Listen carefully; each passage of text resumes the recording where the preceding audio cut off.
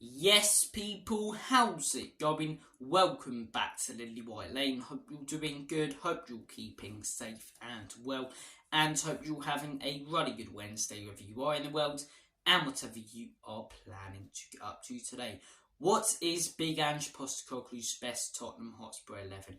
That is the question I'm going to be giving my opinion on and that I'm going to be trying to answer in today's video. But before we delve into that, make sure, if you haven't already, to smash that subscribe button, give it a Deontay Wilder right hook, smash that like button as well, and tap that notification bell so you'll be notified and let know every single time we do upload a new piece of Tottenham Hotspur content on the Lily White Lane YouTube channel. Without further ado, let's delve into the video. And today's video, as I say, we're going to be talking about what Big Ange Postecoglou's best 11 is. Who is the best player he can field in every position on that pitch. And let's start off in goal. I believe the best formation he can go with is 4-3-3. That's the formation he's been playing most of his career. It'd be weird if we changed it up for this, and it'd be very weird if he changed it up, for the rest of the season. So we're going to go 4-3-3. Starting off in goal, there's three options that Ange Postecoglou can choose from. Number one, Hugo Lloris, a loyal servant for the football club who the last few years has lost his touch and hasn't been as good, but is still at the football club. Option number two, Fraser Forster, experienced massive man mountain in the goal, but has let Spurs down a couple of times and can't save a penalty to save his life when he's going down to ground like a tree falling down. Or number three, Vicario, who has come into the club with a lot of questions around him, made a fantastic impact, shown his worth and been absolutely brilliant. I think it's quite clear who we're going to choose right now, and I think it's quite clear who Big Ange Postecoglou is going to choose for the rest of the season if this man is fully fit. And that man is Vicario. There were a lot of questions about the signing of Vicario, and those questions weren't necessarily about whether Vicario would be good or not, but more about why we weren't signing David Raya, who's an experienced Premier League goalkeeper. But a few weeks later, we heard that David Raya wasn't the player that Ange Postecoglou wanted, and that it was Vicario. I think most of us then conceded the fact that if Ange wants him, we'll take him, as much as we probably preferred David Raya altogether as a fan base. And after the first game against Brentford, there were a fair few questions. Could have, his passes been a little bit more accurate? Could have he saved that second Brentford goal? But since then, the Man United game, the guy was brilliant. And as I say, since that Manchester United game, the guy's been absolutely fantastic. Deserves the clean sheets that he's gotten for the football club. Made some absolutely brilliant saves. And finally, Tottenham Hotspur have a ball-playing goalkeeper. It's been so difficult the last few years to watch Hugo Lloris kick it sideways every single time he gets the ball and kick it out for a throw-in. Finally, we've got a player who is so comfortable, a goalkeeper who is so comfortable with the ball at his feet. I don't believe he's lost it once with the ball at his feet or, misplaced pass, which a lot of people and a lot of goalkeepers do, even the best do, especially when, teams are pressing them and with the style of play we're playing where we bring teams onto us.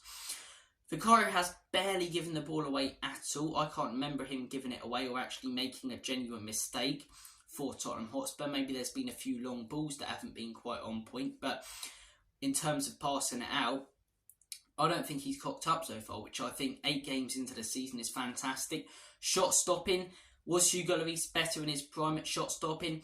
He probably was, but you've also got to consider that Vicario's young, he's still developing, and he's already one of the best shot stoppers in the league. I really like what I'm seeing from Vicario. He's a fantastic all-round goalkeeper. He's a fantastic all-round goalkeeper. You get a lot now who are good at one or the other, distribution or shot stopping.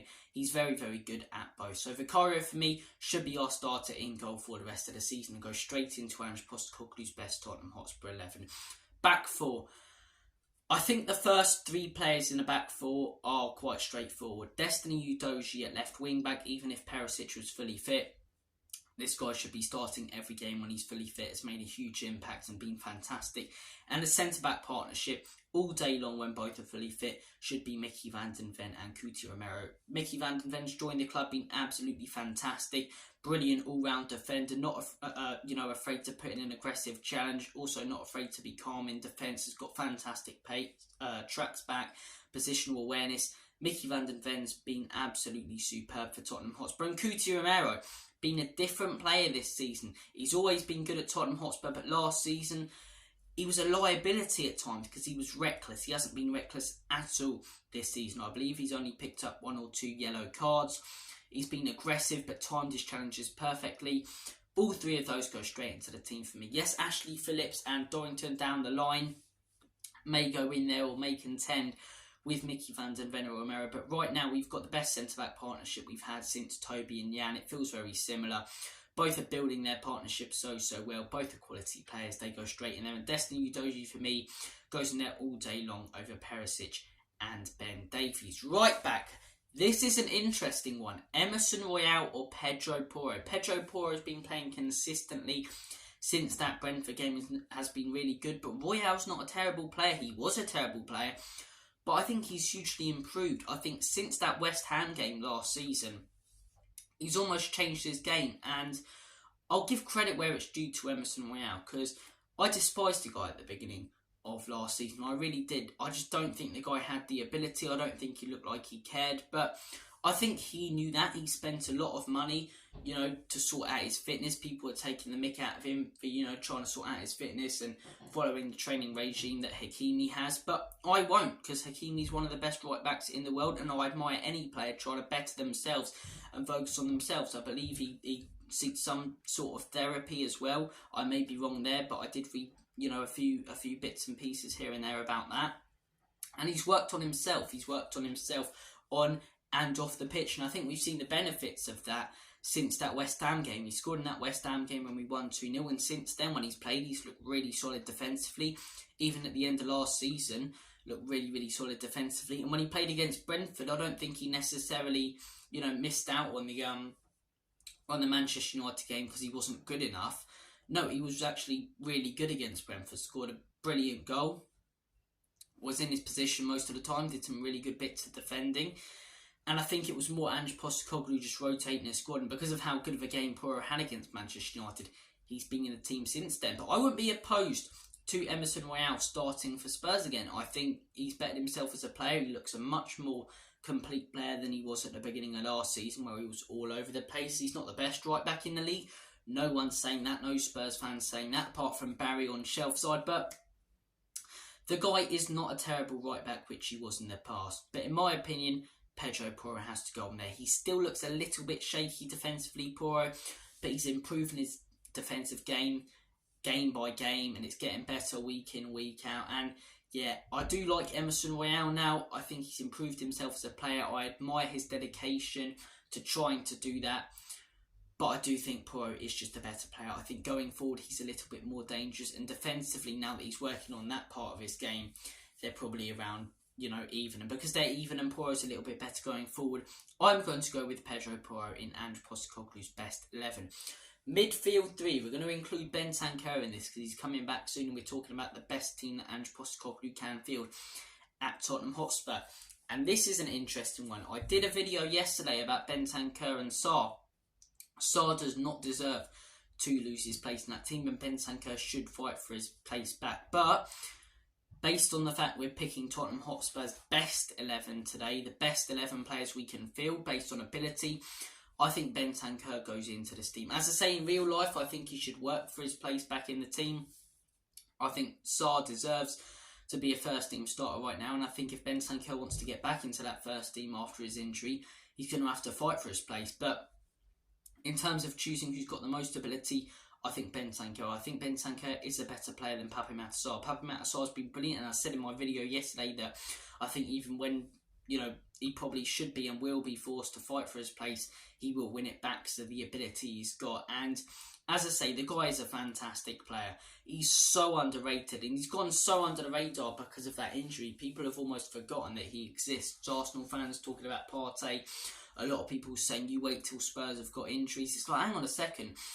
We have got one of our best players injured and have had since, I believe, January or February. So I don't want to hear it about injuries. Bentancur was such a crucial part to our season last season. And when we lost him, we were absolutely horrendous. At least when we were losing games, when Bentancur was playing for us, the games were tight, such as the Liverpool game where we narrowly lost 2-1, and he played really well, and he got us out of trouble a fair few times with, that goal against Bournemouth to win it. And, it goes to show, Bentancur's playing those first 20 minutes of that Leicester game last season. We're 1-0 up. comes off injured, lose the game 4-1. And, you know, we had no structure in our midfield then for the rest of the season. We lost almost our spine of the team because Bassoum wasn't playing. And we were bang in trouble. Do I think Bentancur will be as important to us this season? No, because I think Bassouma has shown that he's that sort of spine of the Tottenham team right now. He's the most crucial player in that side, and I do think we'll miss him on Monday. But I do think Bentancur is a very important player, and in terms of ability, I think he's a better player than Pape Matar Sarr. So Bentancur goes in there, Bassouma goes in there all day long, and the guy's been absolutely superb this season. Absolutely superb. Yes, he got the red against Luton, but let's not forget that his stats beforehand in the Premier League have been up there with the best midfielders in the league. So, or in the league, not just in the league, in the world. So Bassouma goes in there, attacking midfielder. Got a couple of options, Giovanni Lo Celso or James Maddison. James Maddison has to go in there. As I say, I don't dislike Giovanni Lo Celso, but do I think he'd be able to do half the job James Maddison does if James Maddison got injured? No, I don't. I think he's a very different player to James Maddison. I don't think he's anywhere, quite frankly, near the level of James Maddison. And as I say, he's not really an attacking midfielder. He's a centre mid. I think if Maddison was injured and Gio was forced to come in, we'd lose a lot of our attacking danger. You know, we wouldn't look as dangerous going forward, and we'd lose a huge part of our creativity in that team. So James Maddison goes in there, midfield three of Biss, Bentancur and Maddison, one of the best midfields in the league. But you could even switch up that midfield. Like in January, when Sarr and Bassouma go to AFCON, we're going to have Højbjerg, Bentancur and Maddison, which is still a really good midfield. So, look, we still need to... and I said the other week when I said I don't think we'll win the title because I don't think we have the quality and depth. We still need that quality and depth when it comes to our defence and attack. But in terms of that midfield, I think that's a midfield that could, you know, win a title genuinely. I really do. I think if we had the same depth up top and quality and same depth and quality in defence, Spurs could go on to win the league. Because with the midfield right now, it finally seems like we've sorted that out. We've got three unbelievable options and three really good options. Bentancur, James Maddison, Bassouma, top tier footballers, brilliant midfielders, and then you've got some very decent midfielders in Pierre-Emile Højbjerg, Ollie Skip and Pape Matar Sarr. Pape Matar Sarr I think is slightly above the level of Pierre-Emile Højbjerg and Ollie Skip, and I think he's shown that this season. But it's great to have the depth and quality in midfield, and as I say, if we can get that same depth and quality up top and in defence, we'll be a real serious team in the years to come. In terms of the front three, it's an interesting one. It's a very interesting one because, first off, do you put Son as a striker? I'm going to put him as a striker because I think he's played as a striker so far this season. Yes, he was playing through an injury last season, but on the wing, he didn't pose much threat last season. As a striker this season, the guy's been absolutely unreal. Sonny scored 6 goals, looked really creative as well. So I'm going to put Sonny central. Then you're looking at your two wing options, right? You've got Brennan Johnson or Kulusevski on the right wing and Manuel Solomon or Richarlison on the left wing. Maybe even Brian Hill. Who do we go with? Right wing, I'm going to have to go with Kulusevski. Maybe at the end of the season we say Brennan Johnson, and I do really like Brennan Johnson, and I think he was brilliant for Nottingham Forest last season. But do I think that, you know, he's a better player than Kulusevski? Probably not. He can play on the left, but yeah, I think Kulusevski is a better player than Brennan Johnson. I think last season he turned into a little bit of a one-trick pony at times. This season he seems like he's back to his best. Very similar to, you know, the way he started when he first joined Spurs in that January under Conte and was banging in goals left, right and centre. He was unreal that season. And yeah, last season turned into a little bit of a one-trick pony, but this season he started really well. He's getting goals. That big goal against Sheffield United, brilliant technique and finish when it comes to that goal. The Bournemouth goal got to be in the right place, which he was. Brilliant finishing technique in that one. Yeah, banging in goals, getting assists, creating. In the Arsenal game, I thought he held up play so well on the wing. He's been so hard to take the ball off this season. I'm going to put Kulusevski in there. And in terms of the left wing, I like Brian Hill. I think he hasn't necessarily blown his chances when he's had them at Tottenham Hotspur, but has he been as good as Manuel Solomon? No, I don't think so. I think Hill's been here a few years. He looks a little bit out of place in the Premier League, to be honest. He's got the ability, there's no doubt about it, but I don't think he's physical enough. And I really like what I've seen from Manuel Solomon so far this season. I think the guy looks dangerous, creative. He's not afraid to take a shot, and some of those shots haven't been the best, but he's got that confidence. He's got confidence in his game. He's willing to take those shots. He's willing to play that pass, and you need a player like that, especially when you're trying to, break down a defensive unit. Someone who's not afraid to play that dangerous pass if it means there's a potential chance of losing the ball. But then if it works out, it's a fantastic pass. He's not afraid to take risks, Manuel Solomon. I really like what I've seen in the guy. Therefore, I think he goes into Ange Postecoglou's best Tottenham Hotspur 11. That is one of our big weaknesses in the team right now for me, the left wing position without Heung-min Son. I think Manuel Solomon's a good player, don't get me wrong, but you compare it to the rest of the team. Maddison, top tier. Romero, top tier. Van den Ven, top tier. Udogie, top tier. Puro, really good player. Bissouma, top tier. Bentancur, top tier. Sarr, very good player. Manuel Solomon, good player. As I say, that's not me saying he's bad, but is he quite on the level of the players around him in that Tottenham Hotspur team? No. If we're looking to sign players in January, I think we should be looking for quality and depth. I think we should look for quality and bring in a left winger, and I think we should look for depth and bring in a backup centre-back who can come in and do it right now, because I think Dorrington I really like and Ashley Phillips I really like, but are they anywhere near ready for first team football for Tottenham? I don't think so. And if they were forced to come in, if Romero or Mickey got injured, I think they would be in big trouble. But there you go, people. That is your video today. That is what I believe Ange Postecoglou's best 11 is. I've gone with Vicario in goal. I've gone with Pedro Porro at right back, Mickey van den Ven and Cuti Romero as our centre-back partnership. Udogie at left wing back, Bissouma, Maddison and Bentancur. And up top, Heung-min Son, Manuel Solomon and Dejan Kulusevski. Guys, thank you for watching this video. Take care of yourselves, and as always, Comedy Spurs.